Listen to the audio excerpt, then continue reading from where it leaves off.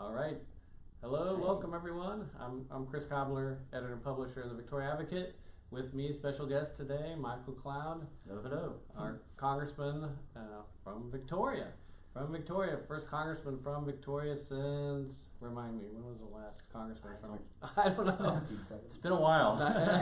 It's been a long while, since because usually our congressman's either from the Houston area or Corpus more recently, where the population base is. But we appreciate you coming back to Victoria. We were just talking before we came on about how limited time you've got back in the district compared to what you'd like to have, and so we appreciate that. And we'd like to have those, as often as you can, regular Facebook Live discussions. So just get one way to get you out in front of the community. I'll just jump right into the hot topic of the week. Is the House vote on the disaster relief bill. It targets $4.3 billion to Texas, and John Cornyn, Ted Cruz, most Republicans in Texas voted for it, but you voted against it. So let's talk about that a little bit. Why you decided to do that? Yeah, there's a few reasons. Even before I got in Congress, it's that you rarely get a bill that you're either 100% for or 100% against, and so it comes down to weighing, what's in it and what's not. I think it's important to note that, to the best of our knowledge and looking at it and reading the bill, we called the governor's office to check. The $4.3 billion is a little misnomer. That money's coming to Texas regardless of what happens in this bill. It might come here just a little bit sooner because of a shot clock that was in the bill that we actually advocated for. We advocated for the shot clock. As a matter of fact, it's a 90-day shot clock. I co-sponsored a bill that would have been a 60-day shot clock, and then voted for a bill that would have been a 14-day shot clock. So I was for advocating that aspect of this bill, but ultimately it's a $19 billion bill that, when you include the debt servicing on it, is actually a $26 billion bill, while we have already in account $18 billion of disaster relief fund that is being left untouched. Now, in this particular bill, debate on using that $18 billion was not even allowed by the House leadership. And one of the things that got overlooked is, over the weekend, we were dismissed, sent home, and then they tried to bring this bill to the floor. And so the question to me is, like, if this bill is such a great bill, why did we try to pass it to an empty House of Representatives while the Speaker reportedly was at Disney? So those are some of the questions that I had. I would have been much more for using the money that was already spent. It keeps it in that $18 billion range, as opposed to having the debt servicing that increases it up to $26 billion. And we looked at this. Harvey's excluded from the bill. There's no money in it for Harvey. It's specifically excluded. And then it's just, so Harvey's relief is not in this bill. The 4.3 billion. I mean, 4.3 billion. The 4.3 billion is already allocated. The shot clock would have released it maybe a little sooner. It's already coming.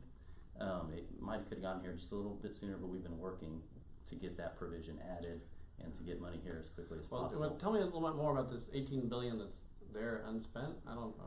We're getting into the sausage making of DC, but how does that work? And this, unfortunately, what happens is, a lot of votes happen based on the title of a bill. Right. A lot of reporting happens on the title. A lot of people's reaction happens on the title of this bill or any other bill, without really getting into the weeds or details of it. And we do our best to dig into these things as much as possible. And so we've certainly supported disaster assistance in the back. I think our office has been involved in getting $96 million of Harvey money, roughly, at some level. Some of that's just making sure we keep our finger on the pulse of money that's coming and make sure the process doesn't get hung up. Other ones, we're sitting down and really having to push the ball forward. But for this particular bill, when we got looking at it, to the best of the information we had available, and in reading the bill, even contacting the governor's office liaison in Washington, D.C., there was no new money for Texas in it. The one benefit would have been the shot clock, but there's $18 billion already sitting in fund dedicated to disaster relief that hasn't been allocated to anything. And my thinking is, instead of going and borrowing money for a new bill, let's use the money that's already been allocated for disaster relief. Did you talk with Senator Cornyn's office about it as you were doing research on this bill? Because that was squarely in favor of it. Not particularly on this bill, no. Because I'm just trying to understand. Yeah. What he said. I mean, this is a statement he put out in May 24th, so just a bit ago, after the Senate passed it, and he was saying hurricane season's a week away, and Texas still have not received the resources Congress and HUD approved after Harvey.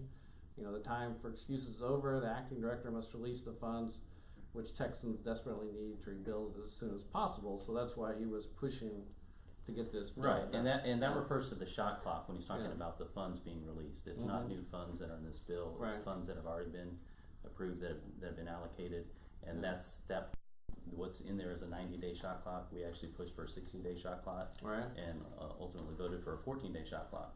So we were trying to even get that shorter. But you know, in any bill, there's going to be stuff. It's extremely rare. I don't think it's happened yet in my time there, where you're like, oh, I love everything in this bill, or I don't like everything in this bill. And so it comes down to a lot of times, well, there's $18 billion sitting. So what happens for that disaster? What happens? It's just sitting there. Well, and that's the thing. That was one of the big issues on this bill, was debate on using those on this particular bill. And again, the development of this was, you know, we were sent home, and then this was brought to the floor to an empty room. And of course, the reporting is one single congressman holds up the whole bill, and the picture that gets painted is, you know, you have a room full of 435 people, and this one guy stood up and kept it from happening, and that's not what happens at all. And I think by my count, this is the third or fourth time that a major legislation has been attempted to be passed through the House to an empty room of Congress. And this is the things that people do. The folks at home would be shocked to find out that this is kind of semi-normal practice, because the picture you have is, you know, Mr. Smith goes to Washington, there's people in a room, they're debating this bill, I think we should do this, I think we should do this, and then, you know, we argue it, and then we work on amendments to the bill to get it perfect, and then we vote on it. And although this was one of the unusual bills didn't happen in this bill. In Congress that actually had bipartisan support, and a lot of Republicans did support it. You know, obviously, where you saw it was differently than others in your party. So I can't speak to every other office in the House and whys. I mean, I can tell you that we do our best information to make the best decisions we can on the best information available. And when we read the bill, these were the sticking points I have. The big one is, why don't we spend the $18 billion that's already sitting there instead of borrowing $26 billion to deal with this? There were some other issues that were minor there. I mean, there was some money in there that didn't have anything to do with disaster recovery. There's another $1.5 billion for Puerto Rico, when they still have, I think, $28 billion they haven't spent. So, and they don't even have a plan in place to properly administrate the delivery of that money either. So, you know, there's some tricky points there. So, I mean, when we're looking at this, you know, and frankly, I mean, some people do just look at the title and say, oh, disaster relief bill, and I'm in a Harvey district, so we need the money. So, you know, I've been committed to making the best decisions we can, because it's not just about the needs of the now, it's the needs of the future. It's our kids, it's our grandkids who are going to get this $22 trillion debt that we're inheriting. And so, definitely mindful of the needs of what's going on, but we went through those traps. Where's the money really coming to? Is there anything here for recovery relief? Why aren't we using the funds that we already have available instead of borrowing more money? Those kind of things. When you research a bill like this one, in your office, where does your staff go to do that? I mean, it's got to be a daunting task. All this legislation, these big thick bills. How do you go about doing that? What are your go-to resources to look for on that? I know you're a member of the Freedom Caucus. Is that a group that gets together and talks about these issues? Or I'm trying to think. I'm trying to recall if we even really talked about this bill. I don't think this one came up in that discussion. But one thing that you know, the amount of topics you cover in a week.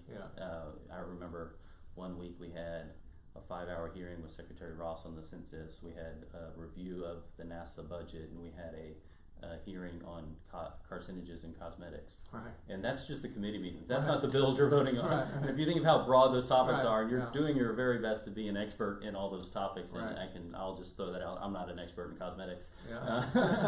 Neither am I. We did what we could to do our homework to make sure Right. we're a part of that conversation. But you do your best to be a part of it and make the Right. best decision with the information available. So there are resources available. Of course, first there's reading the bill. Mm-hmm. We have a legislative staff who does get into the nuts and bolts and weeds, and you look at this bill, but not only this bill, how it relates to the other things involved. There's a congressional research service that as you're developing legislation that you can ask them. And oddly enough, the Library of Congress is actually a library for Congress. Okay. Becoming a congressman Yeah. it's kind of funny because I'd been there before, and you're looking, wow, this is wonderful. It's marvelous history. Right. I mean, Thomas Jefferson's library is right there. And it's amazing. And then you get there and you're like, this is a resource. it's actually a resource that you can call and ask. And there are librarians there who will help you research certain topics and develop those kind of things. And then there is asking people. Mm-hmm. I'd ask people on the floor who had opposed it, Right. and then supported it, and what was the thinking there, and those kind of things. So, I assume getting together with like-minded lawmakers is useful to you to think through issues, talk through issues. That's why you'd be part of the Freedom Caucus, I assume, right, or something like that. Well, I like talking to like-minded, and I like talking to not like-minded too. Just my personal makeup, I actually enjoy the conversation. Right. It's just more intellectually stimulating to me to challenge my thinking here, and tell me what you're thinking or how you're seeing this. And sometimes that makes me stronger in my position because and sometimes you see things in a new light. So that's kind of the process we go to. Each piece of legislation presents its own new challenge, not only because the information's different and all the related pieces to that puzzle is different, but the process is often completely different.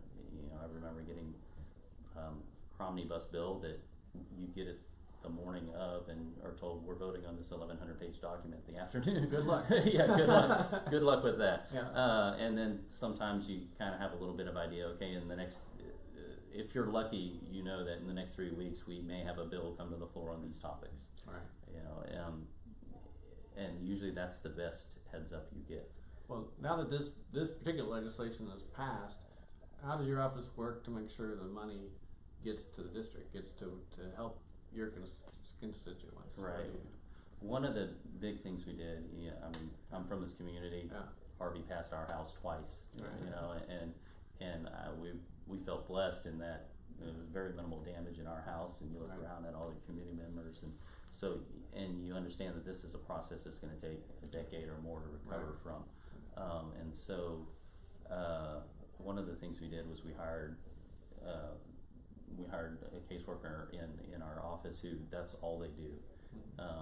Is hurricane recovery, and so that they're at every single meeting they can go to in every county across the district, making sure that we have a pulse of what's going on, making sure that we're available to help in whatever case is being filed through FEMA, and have often been able to make a difference of making sure that something that's come to a sticking point in the process gets the attention and gets the push it needs to finish the process, whether that was here at VISD $1 million or a number of the facilities where we've been able to help to rebuild across the district, and then there's the individuals too who are still dealing and recovering with it. So there's two tracks that we've approached. One is helping people through the current system, and then taking notes throughout it to reform things in the future, which is where ideas like the shot clock comes from. Right. Because to the common person, the idea that this legislation, which originally passed a year ago or so, and then it just stood there without the rule making that was required to get it to go forward, they say, why does this take so long? If it's what idea worth doing, what is? Right, and so some of the things we do is send letters saying, you're supposed to be writing rules on this. Why haven't they been done? Right. We need a deadline. We Right. need an answer by this date. And so we've done a number of those. I mean, honestly, it's a page and a half long. It's Right. too much to be able to just list off. But Right. it's something that we're involved as an office on every day. Right. Is making sure that we not only get hurricane recovery monies to the areas of need in our district, but that we're also reforming the process for down the line. Had a number of discussions with FEMA and the administrator and working those processes with Right. a handful of other representatives to make sure Right. we get the attention that's needed. Well, and talking about getting money to your district, it's an interesting philosophical tussle I think you'd have, anyone who is fiscally conservative, Yeah. wants government to spend less, as many of us do, and but want to get Yeah. appropriate funding for your district, fair and appropriate funding. So let's take a big picture step back and look at that. I mean, how do you balance that? And this hurricane relief might be an example of that in a way. You don't want out of control government spending, but you want your district taken care of too. How do you balance that? And one criticism of a previous congressman is very, very popular, Ron Paul, in this district, was that he didn't do enough to bring money back to the district because he was busy taking a very principled stand against government spending. And so how do you look at that issue, and how do you balance those very difficult governance questions? Yeah, and what you're saying is right, because ultimately, we're looking at $22 trillion in debt. That's not sustainable by any sort of means. And I've yet to have the meeting where somebody comes into my office and says, "We're good, we're good." Right. Just wanted to say we appreciate what the government's invested, and we accomplished the goal. Right. We're done. Right. And on the other hand, you never get asked. You never get your yes votes are never questioned. Yeah. So if a congressman's on the floor and they're thinking, do I feel like having a tough week this week? Yeah. No, I don't. They'll vote yes on the spending bill no matter what, because you don't get questioned on the wasteful spending. Right. You'll vote for a $1 trillion or $1 trillion omnibus bill, and you never get the question of, well, why did you vote for a research project where shrimp run on treadmills? That question never comes up. Right. And if you vote against it, the context is kind of, well, you don't care, and that's not it at all. It's all those demands that you're weighing. Weighing the current needs versus the needs of having a sustainable, thriving future for our kids and grandkids, and passing on that posterity for the next generation that our founders talked about. And so it is weighing all that kind of stuff. I mean, the easy place to start is once the funds are distributed, you work your tail off to make sure that it gets there, it gets there efficiently, it gets there effectively, that waste, fraud, and abuse is rooted out, that the management processes are working efficiently, and that we're not wasting taxpayer dollars in the bureaucracy of government, but that the funds are actually going to rebuilding versus these other kind of things. And then when it comes to legislation, it's looking at those kind of things. In this case, was there funds available that could have been used? Yes, we didn't have to borrow money to go do this. We already had money allotted to the project, or to disaster relief that's sitting in an account. So, but then also, for example, I mentioned Puerto Rico. They definitely need help, but do they have a plan in place to make sure that, just giving money, throwing money at something isn't care. Making sure that the money actually, do they have the systems in place to get the money to where it's needed, as opposed to being spent on cronyism and those kind of things.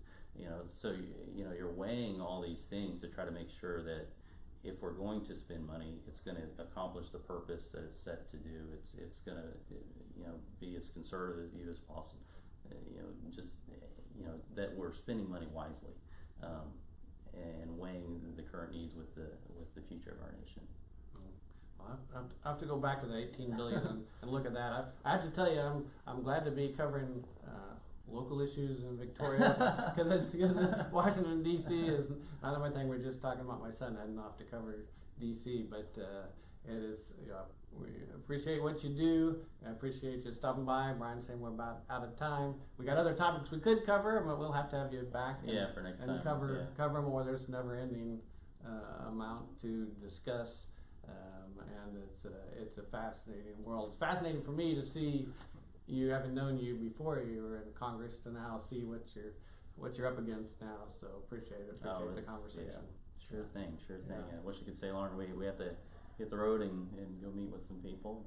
But definitely appreciate it, and thanks for your work covering. All right. Make sure people are educated. All right. Thanks, Michael. All right. Thanks.